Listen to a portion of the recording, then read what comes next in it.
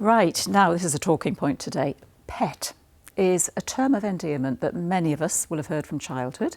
No doubt used it ourselves, perhaps, and perhaps never considered it controversial, but Newcastle University has advised its staff not to use the term, describing it as patronising and gendered.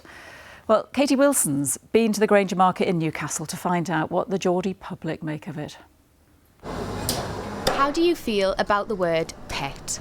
Guidance issued by Newcastle University advises their staff not to use it, suggesting the term is patronising and gendered. But for many at the Grainger Market in Newcastle today, it's part of daily life.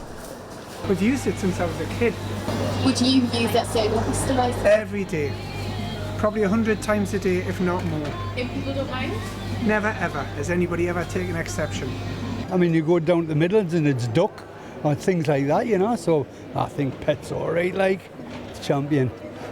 The term pet's been used ever since I can remember, like, you know.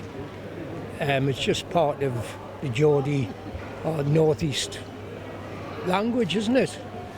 But for some younger people, context is important. I get called that many times, I just get used to it.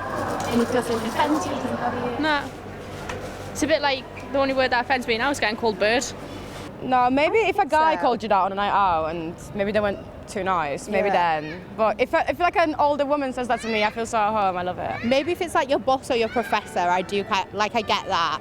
That probably doesn't feel the best, but like just in general, it's quite nice. It's just like a mannerism kind of thing. You get called a lot of things working in like public, but it's not nice. It's a little bit patronising, I think, but I don't think I'd mind too much. I think there's worse things to be called. On the streets of Newcastle, the verdict was unanimous. They don't think pet will disappear from our local language anytime soon. Katie Wilson, BBC Look North. Now, at this point, Alistair, who's giving us the sport tonight, did give me permission to call him pet, but you know what, Alistair? You're not going to dare. I'm not going to do. Of course, I'm just going to say sport.